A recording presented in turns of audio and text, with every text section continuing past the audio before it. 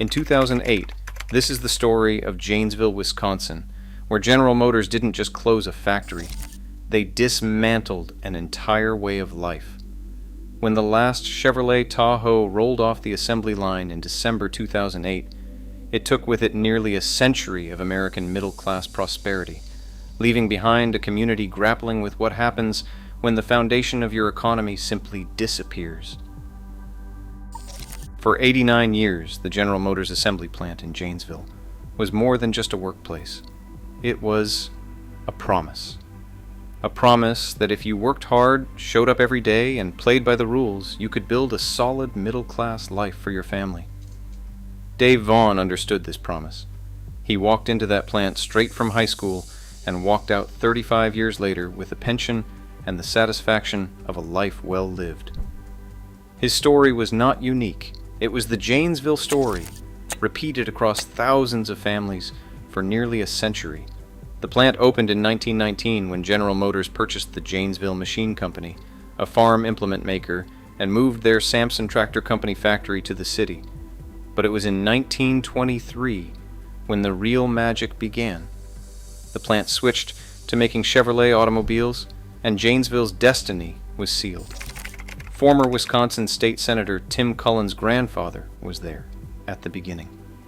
His father worked his way up from forklift driver to a job in the plant's receiving office. Cullen remembers that you can find thousands of examples of the same story, generation after generation working there. This was not just any factory job. By the time the plant hit its stride, it was massive, covering 4.8 million square feet alongside the adjacent Fisher Body plant, and employing 7,000 workers at its peak in 1970. In 1977, the plant reached its zenith, with 7,100 employees producing 274,286 cars and 114,681 trucks.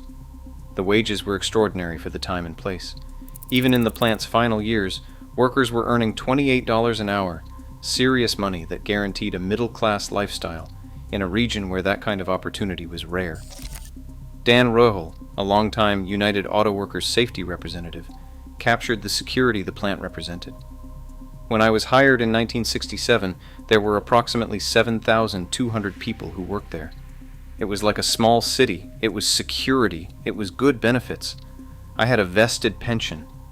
The plant wasn't just an employer, it was the economic engine that powered an entire region. But even in good times, the writing was on the wall for those who knew how to read it. The mid-1980s brought the first real scare when Janesville, along with many other General Motors plants, came under threat of closure as the company began massive restructuring.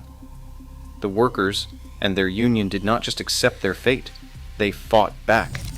Jim Lee, the United Auto Workers local shop chairman, negotiated 15 different changes to the plant's contract to make it more attractive for General Motors to keep the facility open. He took all the heat and got that done, which led to the plant staying open for 22 more years.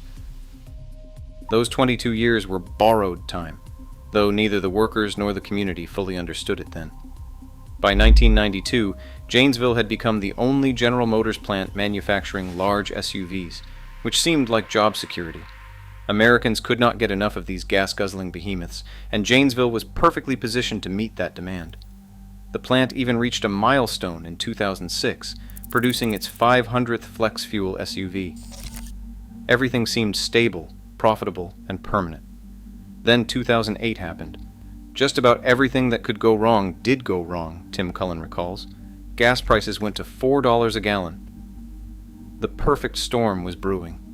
An economic recession, soaring fuel costs, and a sudden collapse in demand for the large SUVs that Janesville specialized in were converging. During General Motors' annual shareholder meeting on June 3, 2008, CEO Rick Wagner delivered the devastating news. The Janesville assembly plant would close by 2010, along with 3 other General Motors factories, eliminating 2,390 remaining jobs.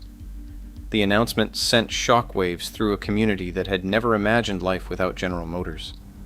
Some workers held out hope that the closure might be delayed or even reversed, but market forces were relentless.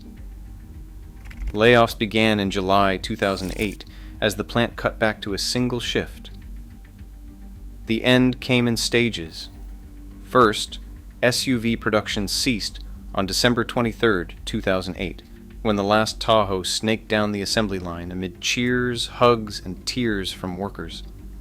A worker holding a $20 raffle ticket won that final $57,000 SUV with its 9-speaker audio system and heated seats, a bittersweet prize that symbolized the end of an era. Production did not completely stop until April 23, 2009, when the plant finished fulfilling a contract to build trucks for Isuzu.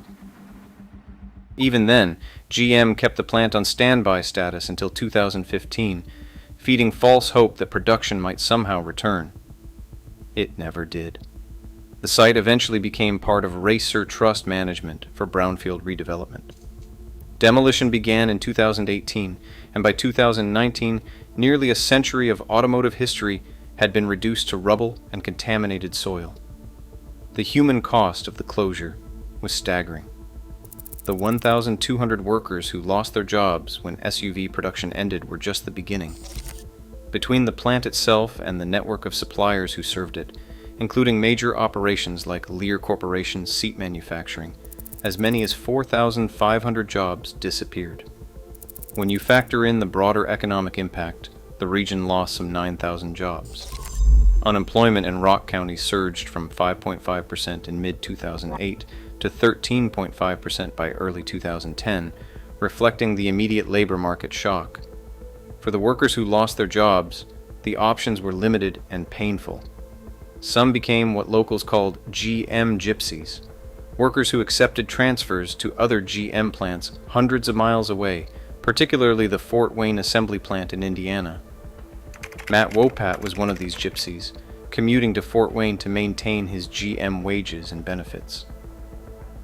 Families were split apart as workers traveled home once a week or once a month, depending on the distance. Some of these family separations continue to this day. Others chose to stay in Janesville and start over, often for dramatically lower wages. Bob Bormans, director of the Rock County Job Center, saw firsthand what these workers faced in the local job market. He said that if you look at wages, the pattern is much, much lower than the $28 an hour that General Motors was paying most of its workers at the end. The harsh reality was that in Janesville, there simply weren't 1,200 jobs paying anywhere near what GM had offered. The conventional wisdom, embraced by politicians from both parties, was that laid-off workers should retrain for new careers. Federal Trade Adjustment Assistance programs funded courses at Black Hawk Technical College, and many former GM workers enrolled, hoping education would be their pathway back to the middle class. But when the Washington Post reporter Amy Goldstein examined the outcomes, she discovered something shocking. 71.8% of laid-off workers who did not retrain had jobs by 2011, while only 61.3% of those who did enroll at the technical college were employed. Very surprisingly, the people who went back to school had less likelihood of having full-time work, Goldstein found. And if they had work again, they were making less than people who had not retrained. This counterintuitive finding challenged everything politicians and economists believed about job retraining as a solution to deindustrialization. Despite the laudable work of Black Hawk Technical College, the average pay of graduates was a shadow of their pre-recession General Motors wages. The impact extended far beyond individual paychecks. Property values plummeted as the housing market collapsed under the weight of mass unemployment. The average sale price of a Janesville home tumbled from $132,000 in the second quarter of 2007 to $111,500 in the fourth quarter of 2009. Families who had built equity in their homes watched their wealth evaporate. The psychological toll was perhaps even more devastating than the financial damage. Dan Rohel, the former United Auto Workers safety representative, found the plant haunting his dreams. Sometimes in his dreams at night, Milton resident Dan Rohel finds himself on an assembly line at General Motors. In the dreams, the assembly line is always broken down or backed up, and there is nothing he can do to fix it. He was not alone. He said 9 out of 10 former workers reported similar dreams. The closure revealed uncomfortable truths about economic power and community vulnerability. The biggest thing is that when you have a dominant employer in your community, they are in charge of whether they stay or not, Tim Cullen observed. The community, the business community, or the state government are not in charge. If they close you, they do not care about the political fallout in your own state. They are gone. Janesville learned that decades of loyalty, tax breaks, and community support meant nothing when corporate balance sheets turned red. The plant closure also exposed class divisions within Janesville itself. A subtle but persistent friction emerged between what locals called two Janesvilles, the haves whose livelihoods remained untouched by the end of automaking and who lived mostly in the city's northern and eastern neighborhoods, and the have-nots whose middle-class lifestyles collapsed along with the assembly plant and who lived primarily in southern and western parts of town. When public investment focused on the north end of town, while the south end lost its only grocery store, old resentments deepened. The social fabric began to fray in visible ways. Derry Eastman, a teacher at Parker High School, noticed students who had once been from middle-class families were now poor. She started the Parker Closet, collecting donated food, used jeans, and school supplies for students whose families could no longer afford basics. In the spring, she gathered donated prom dresses for girls who could not afford to attend their own prom. The GM closure became a political symbol as well as an economic disaster. In 2012, when Janesville native Paul Ryan was selected as Mitt Romney's running mate, he used the closed plant as a weapon against President Obama. Ryan suggested Obama had broken a promise to help the Janesville plant stay open, calling it a symbol of presidential failure. The reality was more complex, though GM had made the closure decision before Obama took office, and the plant remained in standby status into Obama's presidency. The auto industry bailout did help save GM jobs, just not in Janesville. But Janesville's story did not end with the plant's closure. Through a painful process of deindustrialization and economic diversification, the city has mounted a comeback of sorts with support from agencies like the Wisconsin Economic Development Corporation. Unemployment, which peaked at 13%, has fallen to 3.7%, mirroring the national rate. Since 2015, the City Council has approved 51 tax increment financing agreements, creating 16.5 million square feet of new and redeveloped space, $316 million in new value, and 1,424 new jobs. Visitor spending hit $170 million in 2024, contributing to a $260.01 million economic impact. Manufacturing has returned to Rock County, though not at the scale it once was. Manufacturing now accounts for 1 job in 6, nearly 3,000 fewer than just before the assembly plant closed. As James Otterstein, Rock County's economic development manager, puts it, it takes 20 to 30 employers to replace the vacancy created by the GM machine.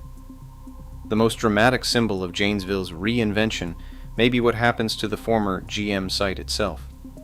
After years of environmental cleanup and demolition, the 250-acre brownfield site is poised for redevelopment.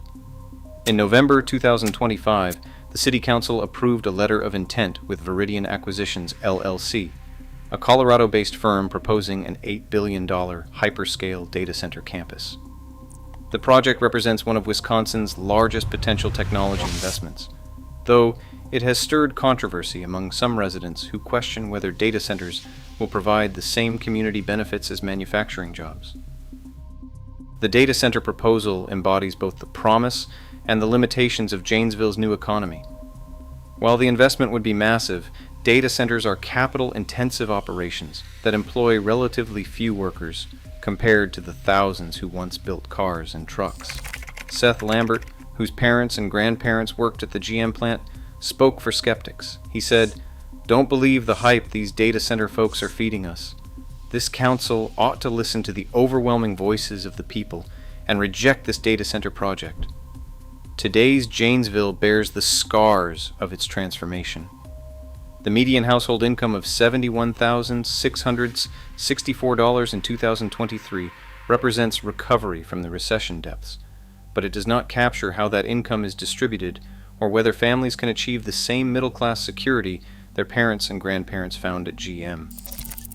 Workers in the Janesville-Beloit area earn an average of $29.02 per hour, compared to the nationwide average of $32.66 per hour, respectable wages, but not the premium that GM once provided. Stan Milam, a retired Janesville journalist, offers perspective on the city's new workforce. He observed that most of those people do not know what used to be. For many current residents and workers, the GM plant is history, not lived experience. They are building their lives in a Janesville where economic opportunity is more diffuse, less certain, but perhaps more resilient, because it does not depend on a single employer. Amy Goldstein, who chronicled Janesville's transformation in her Pulitzer Prize-winning reporting and subsequent book Janesville, An American Story, captured the essence of what happened. She described a story of what choices people made when there were no good choices left because it was impossible to keep your income and stay working here. Some people chose to stay and make less money, and some of the Gmers chose to work farther away and keep up their standard of living. The Janesville story is ultimately an American story, the story of what happens when the economic foundation of a community disappears, forcing ordinary people to make extraordinary choices about their futures. It is about the collapse of an implicit social contract that promised steady work would lead to steady prosperity. And it is about the resilience of communities and individuals who refuse to surrender their futures to forces beyond their control. When GM left Janesville, it took more than jobs. It took a way of life, a sense of economic security, and faith in the future that had sustained families for generations. What emerged from the wreckage was a different kind of community, more diverse economically, perhaps more realistic about the impermanence of any employer, and certainly more aware of how quickly prosperity can vanish. Whether this new Janesville can provide the same opportunities for economic mobility that the old one offered remains an open question, one that hundreds of communities across America are struggling to answer as they navigate their own post-industrial futures. The empty lot where the GM plant once stood, soon perhaps to house humming servers instead of humming assembly lines, serves as both a memorial to what was lost and a symbol of what might be possible. But for the families who built their American dreams on that site over nearly a century, no amount of economic diversification or technological investment can fully replace what they lost when GM left town and took the middle class with it.